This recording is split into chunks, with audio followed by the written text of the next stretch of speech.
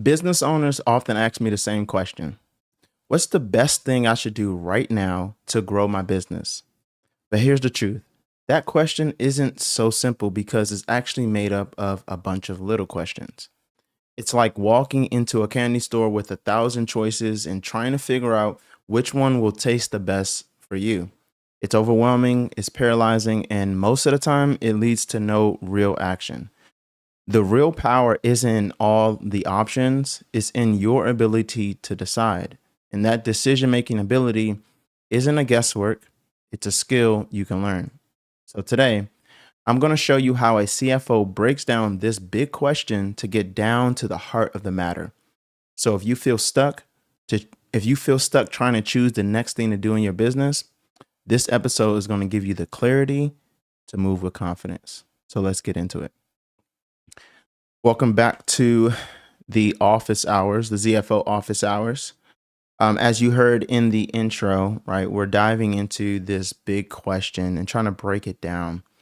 Um, what and the big question is what's the best thing I can do in the business? Um, this question is so layered. But I want to just break it down into two parts. I think of this question as, a scenario where you're in a candy store, right? You get overwhelmed by so many and many of the different options that there are, but you really are looking for a framework, a methodology on how you're actually going to make those decisions. And that's really why people come to CFOs or other advisors or other professionals, because they seemingly have a framework for making some of these complex decisions. Now, that question, what should I do right now to grow my business? Underlying that question, there are two questions actually that are being asked. All right, there are two main questions. The first question is, what are all the things that are available for me to do? And then, should I do it? Ask, is it even worth it to do? From my brain, my perspective is that those two questions can actually be solved from a financial standpoint and is very relevant in your business. The first question of what can I do actually is a question about cash flow. Did you know that? Cash flow, from our perspective, is really the lifeblood of your business. That's what we call, is the blood of your business. It determines what you can do, what you can't do, what is available, all the things that you can do. It's really what it allows you to take any actions in your business. If you don't have any cash, you can't do anything. You can't buy a thing, you can't hire a person, and you can't produce a thing. If you have a lot of cash, there's a lot of things that you can do. It's just a matter of answering the second question of what should I do, which is actually a question about profitability. Is it even worth it? That's the heart of that question. I know what I can do. Should I do it? Is it worth it? Those are the two elements that make up this overall question answer of what I can do. Now, we're going to dive more into the cash flow piece of that, not necessarily the profitability. We're going to take that and put that on the shelf, and we're going to talk about that at another date. But cash flow itself can be manipulated, it can be tracked, it ought to be tracked on a regular basis, but it can change. It's large in part is based off of your own operations, the efficiency on which you're able to deliver your service, but it also can be manipulated by introducing capital and other sources of cash. Now, I want to equip you really quickly. You're like, okay, if cash is my life, if you're saying cash is the lifeblood of my business, then it follows that you should be tracking cash on a regular basis. And you might say, okay, how do I actually do that? We call that cash flow, a forecasted cash flow. Every business, no matter how big or small, needs to be tracking this forecasted this cash flow. If you're working with your bookkeeper and your accountant, most of the time they're going to give you that profit and loss statement. They may even give you a balance sheet if they're advanced, but if they're very advanced, they're going to start helping you track your cash flow. This should actually be tracked on a regular basis. The more specific and particular, right? The more risky your cash is, the more movement, the more often you need to track it. But standard, I would say track it at least on a monthly basis. If things are getting real tight, track it on a weekly basis. But how do you track your cash flow? I want to break down the few steps that I would take in order for you to track your cash flow. So I would say first, you want to look at the last 3 months of actual cash flow in your business. So these are the last 3 months. These are the actual cash that goes in and out. Now, it's when I'm using the word cash specifically because it's not just a matter of sales. Sales can lead to cash, but it's not the only inflow and out of cash. We'll talk more about that. The second step you want to do is now you look at those 3 months and you want to now identify any of the reoccurring inflows and outflows. Reoccurring inflows, outflows, and the patterns. So when you look back 3 months, you're going to see, okay, how has my cash moved up and down? What are the general drivers for making that happen? But then we're going to take it a step further and say, what are the reoccurring inflows and outflows? Things that I know that are actually going to keep coming in and coming out versus those things that are one-off. You do want to plan for those one-off things, but you want to start your baseline average based off of those reoccurring items. The next step you want to do is tie those variable costs with real business drivers. What does that mean in very plain English? That means that there are things that follow each other. So that means, for example, as your revenue increases, the cost of fulfillment might increase. As you increase marketing, there might be more leads, which requires you to outfit more staff in order to fulfill those needs. So there are certain costs that are driven by business activity. You want to be able to track, you want to tie those together financially. We do that with formulas. The next step is that you don't want to forget about credit cards. You don't want to forget about any short-term or long-term debt because they actually warp your view of cash. When you spend a credit card, you are introducing new cash into the business in the form of debt. And when you pay down those credit cards, you're removing cash in the form of paying down the debt. So you definitely don't want to forget about incorporating those things. Now, those are the 5 steps in order for you to just develop your cash flow forecast, a projection of what's happening. Now, how do you actually use it and then utilize it? You want to take a look and pay attention to all of the peaks and dips. That's what I'm calling it. The peaks and dips. As you see the peaks and dips, it allows you to make some strategic decisions, which is the whole goal. What can we do? That's what we're trying to solve for.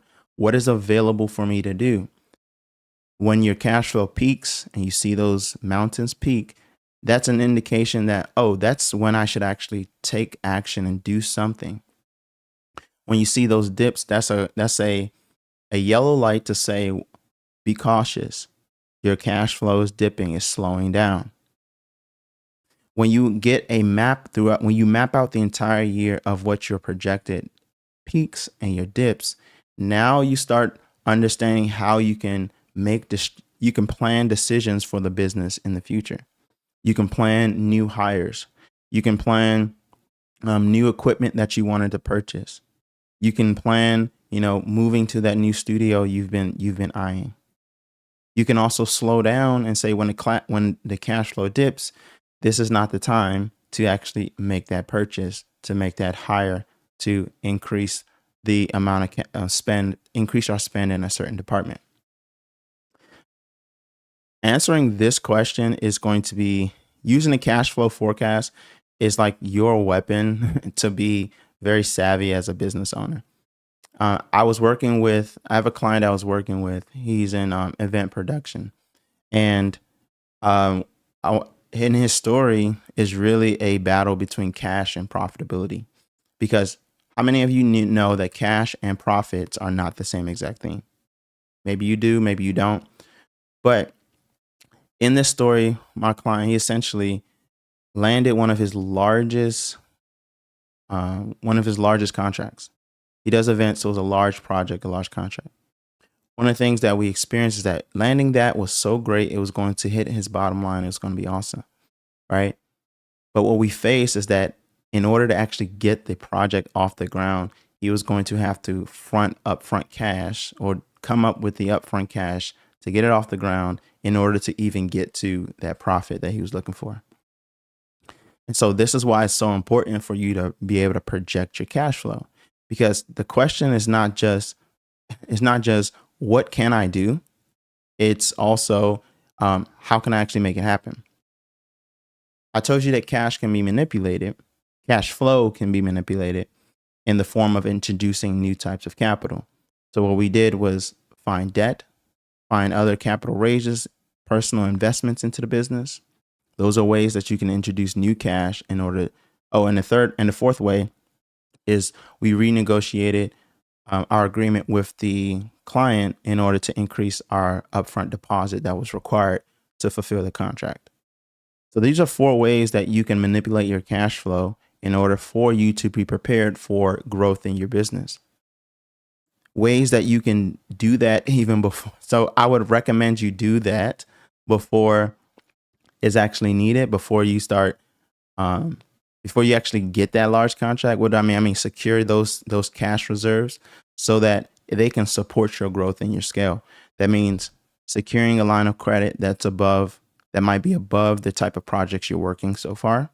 Securing higher limit credit cards so that you have liquid cash that's movement, liquid cash in your back pocket. All right. So I mentioned that cash and profits are not the same thing, right?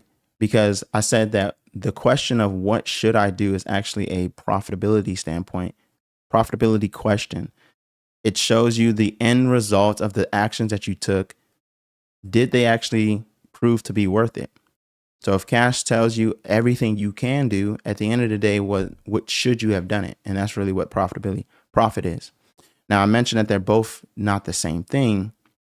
And that's super important for you as the business owner to know, because too often we get confused and say, okay, if I'm earning a profit, that means I should have a lot of cash. Many of you out there are going from project to project to project, and you realize and you think you're being profitable, and you might be, but your bank account doesn't reflect it.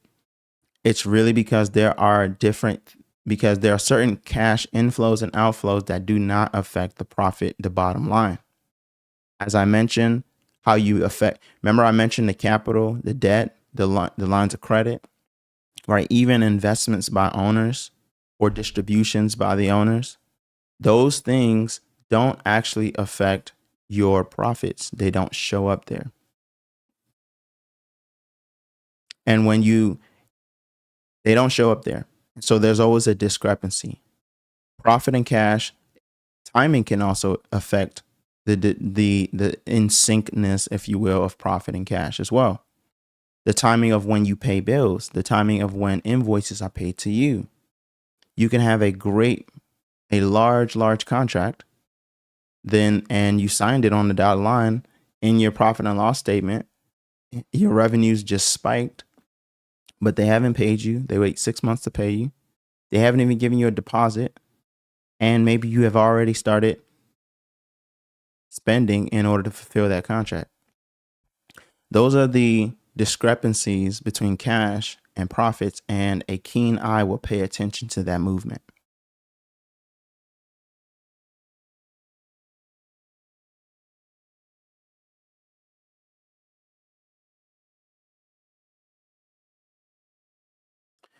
So that's really what I wanted to address today. I wanted to talk about that cash flow thing, those 2 questions, because when you have a framework to answer some major questions from a financial standpoint, you're going to be more equipped and you're going to be more dangerous as a business owner.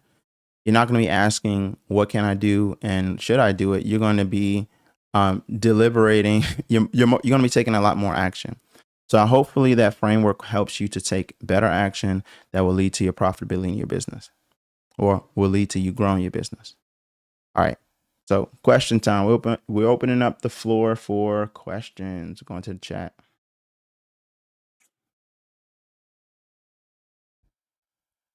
Man, doing these streams honestly is not as easy as it looks. Hopefully I make it look a little bit easy, but I'm trying my best, y'all. So I'm just going to pull up some questions. If you want to post some questions into the chat, I'm going to get some questions that have been submitted through the week.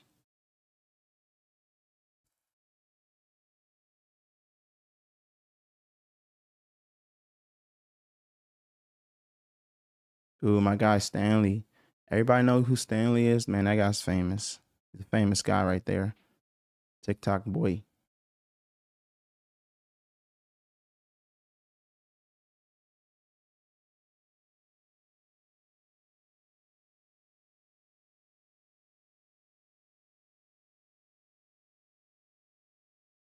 All right, cool. So we got some questions coming in. One of those questions says, when should I use a line of credit and when should I avoid it? So lines of credit are typically going to be your it's like a credit card. It is a credit card. It's just usually a credit card that has better terms than a credit card, right? So you want to use line of credits on a short-term basis. So these are like, I know I'm getting cash in 2 months, but I need to make some upfront cost based on related to certain revenue that's coming in. So I'd say you're going to use lines of credit when you're planning for short-term projects. And you probably, maybe you need to, the deposit that a client gave you was a little bit short of your initial cost. So you can tap into that line of credit to get you started, move you along, and float you between that period of payment. It's important to secure these lines of credit long before you actually need them, because oftentimes you can't expand them or grow when you're actually using them, and when you're actually using them, and you don't want to be looking for capital when the fire is under you. That's the worst time to be looking for capital. So get it when you're not looking for it.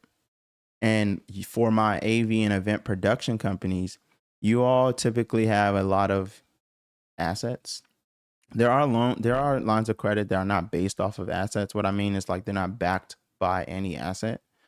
But it could be a strategy if you're looking for something a bit more, larger sums, maybe a large line of credit. You might have the assets on hand simply because you may own larger assets. Real estate is an asset, equipment is an asset. Um, so you can acquire some larger stuff like that. All right, here's another question. I'm trying to see if there's a comment in the chat. I cannot read that. It's blue. But here's another question that was submitted. It says, the question says,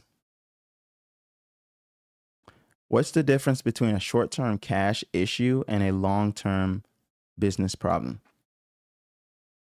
So this is actually an interesting question, because it actually makes me think of your overall business model. I'm not a proponent of live and die by debt. There are businesses that use debt a lot, but for our smaller businesses, it is important for you. It's going to be important for you to manage your debt well, because I believe that debt is a enhancer. It amplifies, an amplifier. It amplifies everything in the business. And in my opinion, if debt is the reason your business is functioning, then you have to look at you have something that's actually broken. If you need debt to actually operate your business, then you're fundamentally in a space or in a season that things are not functioning very, very well. I think that short-term debt should help you should be short-term, like 1 month, 2 months, maybe 6 months, depending on your collection cycle. And then big lump sum debt should only be used for large scale expansion quickly. But if your fundamental business model is hinged on you only can operate with cash because you need debt, then you got something. You got a problem. Now, if you're working with your accountant, I said that they're going to give you those major financial statements, the profit and loss statement, and maybe the balance sheet. But there's a critical statement that many of us don't actually look at or pay attention to. It's called the cash flow statement, or statement of cash flow for short, for lack of better words. But that statement is literally, it's like a snapshot of your cash flow forecast. But one of the interesting things or questions that statement can answer is, where is the source of your cash? The source of your cash can tell me, I can look at the source of your cash and determine what you do with your cash, where your cash comes from, and whether or not your business is going to survive in the next X number of, years or month. It tells me, are you actually generating cash based off of your operations, or is the owner coming in playing hero and funding the business with cash? Or is the business only being able to operate on a day-to-day basis because they have extra debt they took out a loan? That statement is going to really can make businesses look really exposed. Do you actually have a business model that's working? That statement of cash flow is going to answer that. So again, what is the difference between a short-term issue and a long-term? A short-term issue is one in that you may need cash to float the initial cost of a project, of a specific project. A long-term business problem is that your profits overall do not actually produce enough cash. The business is being held together by debt or other types of capital overall. So that's the difference. You don't want the latter. I definitely would prefer the short-term issue over the long-term one any day. All right, so this one is a cool question, because it is relevant for a lot of our project businesses. So it says, how do I avoid robbing one project to fund another? So this is actually something. It's an issue that a lot of us may find ourselves in, and it doesn't usually happen It doesn't usually happen like all of a sudden. Sometimes it's happening gradually because of our cash patterns, how we use cash on a regular basis. Also, how effective we are in delivering our service. So if you're in AV and you're an event producer, what happens sometimes is that you get one contract, you may get a deposit for that contract, and that contract might even be like, that event may be next year. I know I was talking with one of my colleagues, and she was telling me that there's an event that they're trying to plan for later in 2026, and we're not even halfway through 2025. So you're getting cash for projects that are out in the future. Cash for projects that are out in the future. There is a strong temptation when the project time is so far away that you use that deposit for current expense needs. And that makes sense. That's if you're running your business by the bank statement. You're like, oh, look, we got extra cash. So why don't we just start reinvesting and scaling up in certain areas with a deposit for an event that is a year later? Conventional wisdom is they want to spend that money now, but real wisdom says, no, you need to allocate those costs for that project ahead of time so that you're prepared. When we don't have the right habits through reporting and making the right decision making habits, what happens is that you get one project, you get the deposit, you may even get paid the full amount, but you use that to jumpstart the next project, and then you use that to jumpstart you use the next project's deposit to jumpstart the next project, and now you've essentially created yourself an internal Ponzi scheme. It's literally like one cash flow bleeds into the next project, and now honestly your business is chasing its tail. It's like, if one project goes wrong, it can disrupt the entire train of projects, and now that's a much bigger issue than you ever anticipated, especially if your profit margins are not thick enough or wide enough to handle that. So, I mean, I was telling you about, my client. It doesn't always happen. It's not just small businesses that face this. Even large businesses can fall into this trap because it's the cash is in front of you. It takes a lot of discipline to say, this cash, I'm allocating it only for this project and I cannot touch it unless I only can touch it for this project. You might say, okay, maybe I can dip into the profit margin of that project a little early. Maybe you can, maybe you can't. But there is a such thing as changes. The cost that you projected a year before may not actually be the cost that the project actually takes. So if you would do that, someone savvy might say, okay, we always build in a 15% cushion above our top of our cost when we price the projects, so that so that if there are any overages, our profits can cover that.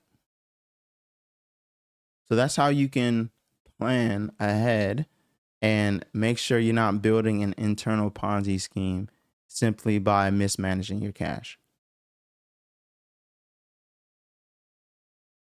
Here's a question. I think I answered this, but it says, how often should I review or update my cash flow forecast? So many of the owners that I talk to, sometimes they don't even have a cash flow forecast. They may be in business for 5, 10, 15 years, and they've actually never done a cash flow forecast. Mostly, and so mostly they don't know what it is and how valuable it is until you actually start doing it. And then when you start doing it, you realize I have to keep on doing this, keep on doing it. Yeah, you got to keep on doing it. Yeah, keep on doing it, especially if you want to be able to make decisions in your business confidently without second guessing yourself. So I would recommend you updating and reviewing your cash flow forecast at least monthly. That's just at least, right? But depending on how active your business is, you might want to make that a little bit faster, right? If your business is frequently facing cash crunches, and that means that your account is closing to zero and your debt, your lines of credit are peaking, starting to get close to the max, and people aren't paying you on time. You got a lot of overdue invoices, and now your debt, your bills that you got to pay are also coming due very soon. That's a cash crunch. That's when you want to make your cash flow forecast maybe on a weekly basis. Sometimes even on a daily basis if it's very critical.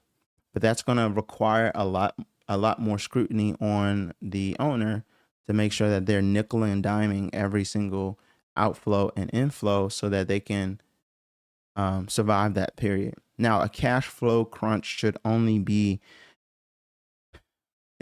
happen temporarily. If you're constantly in a cash flow crunch month after month after month after month, you got to do something different. There's something is broken, and you're going to have to start making some different decisions. What are some things that you can do in order to get you out of that cash flow crunch cycle? One of the best things that you can do is to renegotiate your contract with your clients to speed up AR. AR is an acronym or short form for accounts receivable. Renegotiating your contracts with your clients allows you to receive cash faster. So you're speeding up the time of invoice to cash collected. In service-based businesses, that's the other industry that we serve, I would highly recommend that you get paid up front. Basically like 100%. If you have a good brand and a good reputation for service delivery, it shouldn't be an issue to get paid up front. And what that does is now it just puts the onus on you to manage that cash better. For our AV and event production studios, it's going to be a little bit different because oftentimes they're not going to pay you full amounts unless that client just has deep pockets. So you're going to definitely have to scrutinize the movement of your cash a little bit more. And the ways that you can renegotiate just the increased deposit. Maybe you have lines of credit that are always going to support the upstart or jumpstart of every single project, right? Those are ways that you can, get you out of the cash crunch cycle. You don't want to be there. Another thing that you can do is extend and renegotiate your vendor payments. I think if your collection compared to your spend, like if you collect faster than you spend, you should always be in a cash positive flow. So if you compare your how fast your AR turns over versus how fast your payables turn over, and this is accounting jargon, let me make it more simple. If you compare your cash collected, the speed, to the cash payments, that speed, if cash collected is greater than spend speed, then you should be in a positive flow at any time and at any given time, just from a theoretical mathematical perspective. Right. So I would renegotiate any of my vendor agreements that say I have to pay 15 net 15. I might see if I can push that to net 30. I might think I might strategize to try to pay my vendors at the end of the month and get collect on my invoices on the first of the month. You see? If I collect my invoices all on the first of the month and I pay all my vendors on the last day of the month, then I have a cushion of cash flow. And now the responsibility falls on me just to make sure, okay, that I'm allocating that cash I received up front to my vendors on time. That's what I would recommend. That's something that can help relieve the cash flow crunch cycle. And then obviously there are the other few things which you don't always want to do, but having in your back pocket a line of credit, you do want to do that. Sorry. You definitely want to have a line of credit in your back pocket for short-term financing needs. You may do that through the business, or the owners might secure some financing outside of the business just in case to float the business in those temporary times. But ultimately, if your operations produce positive cash flow for you, you should be good to go. You'll be able to scale at the speed of your profits.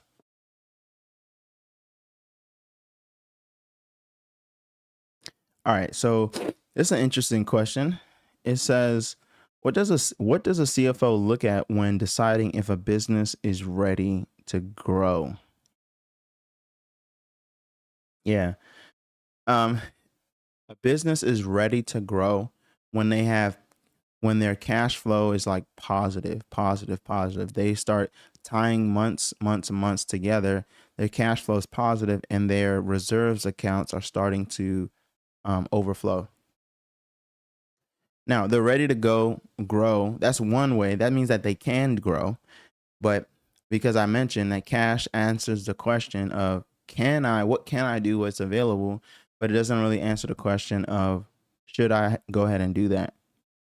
There are certain businesses that should not grow because they're just way more profitable at their current size. Their profits, their profits turn into cash, and the cash keeps on growing. So to determine if you're ready to grow, healthy cash flow, positive, your cash reserves are overflowing. The owners are able to pull out reasonable amount of cash out the business without disrupting its operations, and your fulfillment team is not overwhelmed or at capacity. You also have consistent lead flow. And so your team is ready to go when those grow, really when those pieces are all operating optimally. There are certain other elements, right? Where does the owner want to take the business? Do they have a much larger vision? Do they have a much larger vision for the business? Maybe it's ready to grow simply because they want to do something different. So that's a much more loaded question. But I would say if you have the cash, then you can grow. But if you don't have the cash, you're going to have a hard time really growing. Okay. Let's go through another question.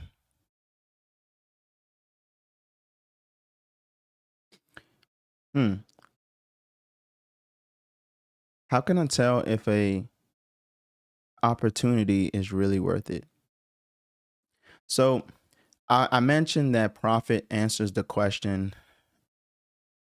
Sorry, let me get some water.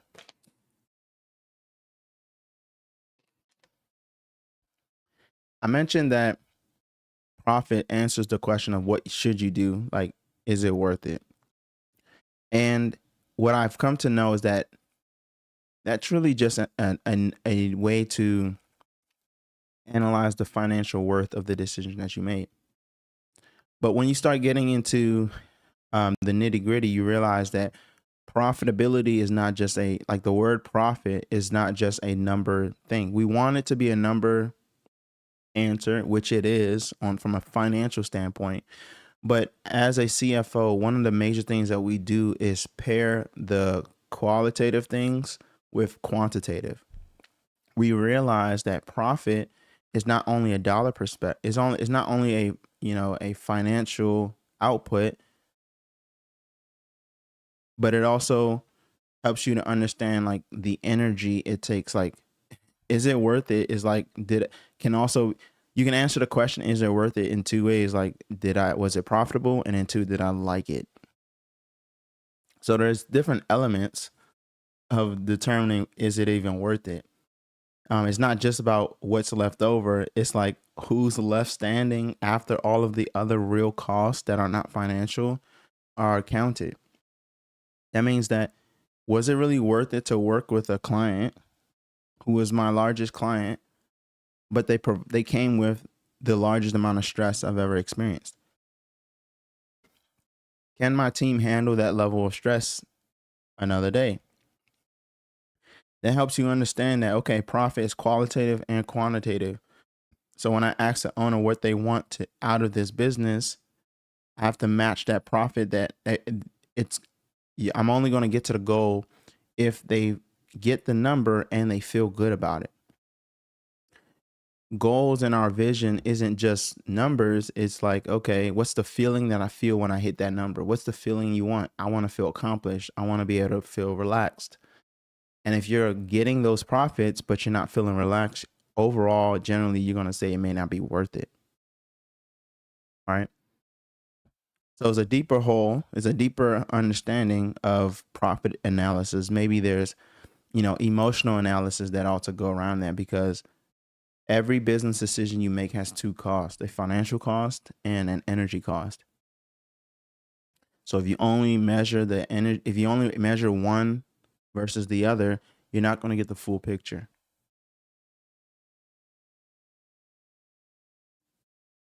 You can land another large contract, but then your team hates you because who the organization became because of that, new contract. So I guess that's a question also about culture. How will the scale of my business affect the culture, the work environment? I was talking with a colleague yesterday. Was it yesterday? About 2 days ago.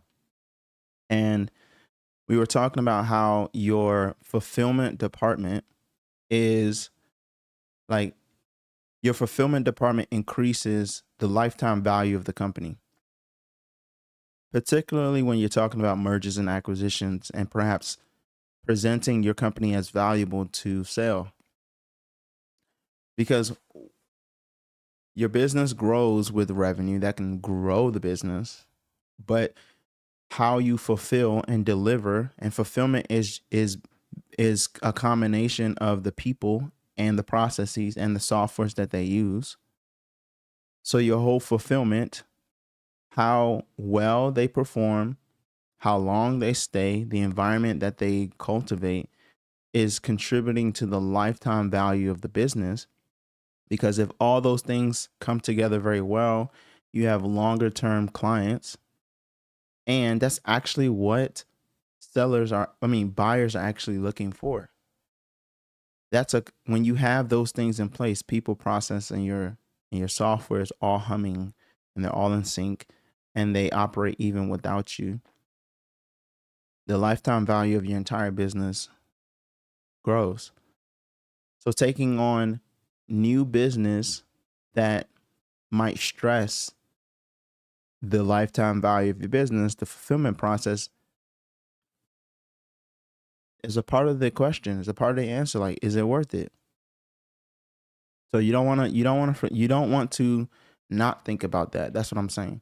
Like, you do want to think about that, and maybe you still move forward ahead because the dollars are going to cure all, but you don't want to not think about that.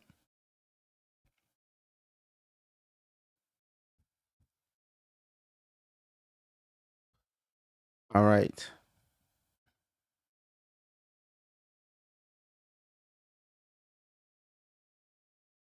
Okay, this is a nice question. I think it could be useful because I have an answer. It says, what's one small financial habit that will give me more control this quarter? Wow. Okay, so I'm gonna give you. I got a bunch. I think I always have a bunch. I'm gonna give you three, and let me write it down so I don't forget it.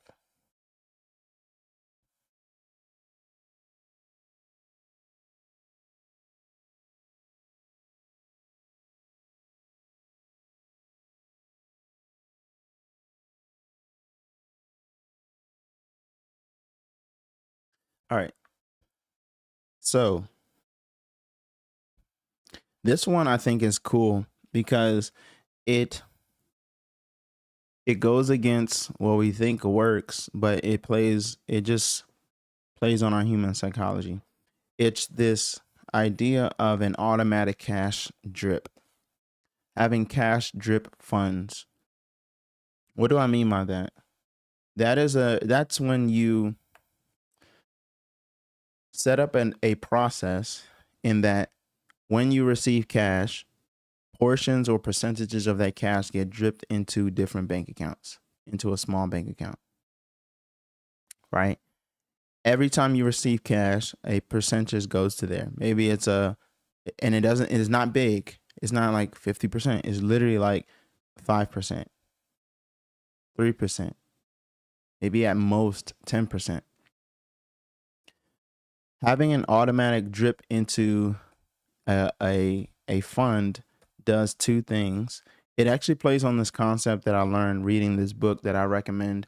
It's called The Richest Man in Babylon. In this book, the writer or the storyteller was essentially trying to show how he got himself out of debt. He would go and do work, and he found himself in a pattern of going to do work, getting money, and paying it basically all to the debtors or his debt collectors. Over time, he realized that he was working for the debt collectors.